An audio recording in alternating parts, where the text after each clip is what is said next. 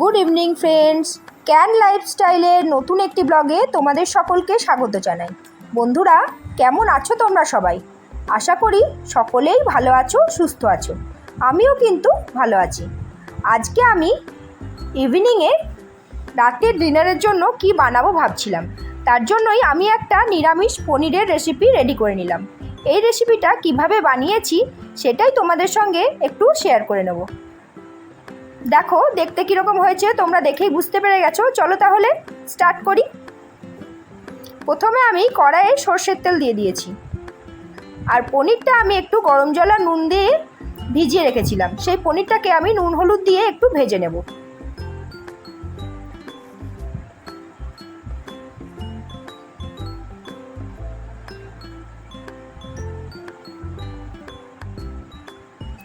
পনির রান্নার আগে গরম জলে একটু নুন দিয়ে ভিজিয়ে রাখলে পনিরটা সফট হয়।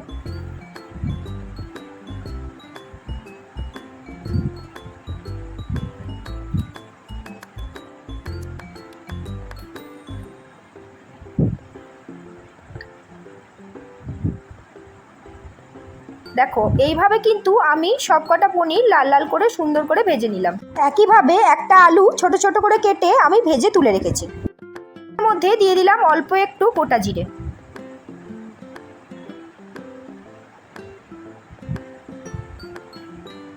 দিয়ে দিলাম আদা আর লঙ্কা বাটা।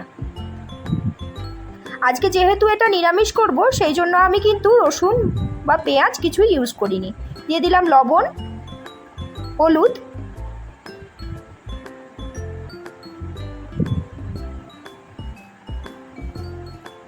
এবার এটাকে একটু ভালো করে নেড়েচেড়ে ভেজে নিচ্ছি।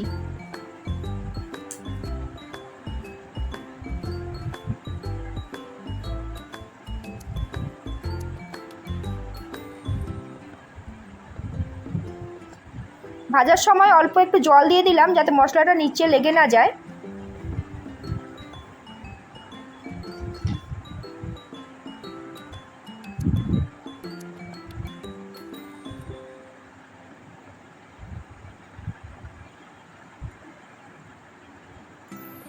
দিয়ে দিলাম টমেটো কুচি।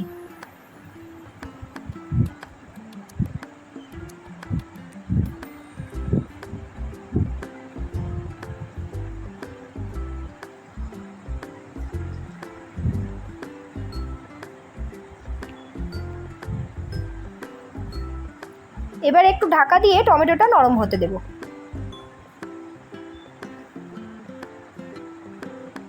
দেখো টমেটো নরম হয়ে গেছে। এর মধ্যে অল্প একটু জিরের গুঁড়ো দিয়ে দিলাম। আমার মশলাটা কিন্তু পুরোপুরিভাবে ভাজা হয়ে গেছে, দেখতে পাচ্ছ এটা কষানো হয়ে গেছে।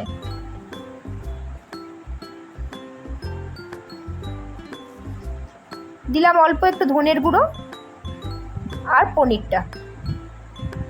পনিরটার সঙ্গে আমি একটু সামান্য পরিমাণে আলু ভেজে রেখেছিলাম, সেই আলুটাও এর মধ্যে দিয়ে দিলাম চিনি।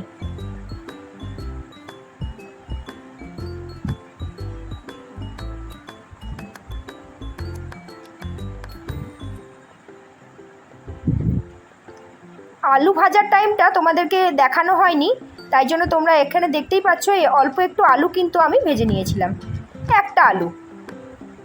দেখো এইভাবে জল দিয়ে একটু ফুটে উঠলেই কিন্তু আজকের এই রেসিপিটা রেডি হয়ে গেল। তাহলে দেখতেই পেলে আজকের রেসিপিটা তৈরি করা কতটা সহজ।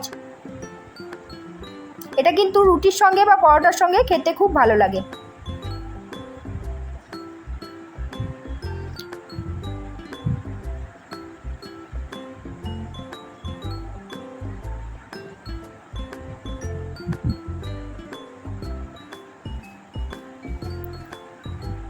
রান্নাটা ঢেলে নিলাম।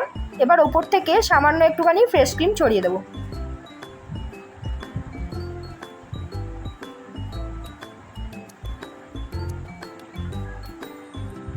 তাহলে বন্ধুরা, আজকের এই রেসিপি কীরকম লাগলো তোমরা জানিও, আর ভালো লাগলে অবশ্যই একটা লাইক আমার জন্য পাওনা রইল।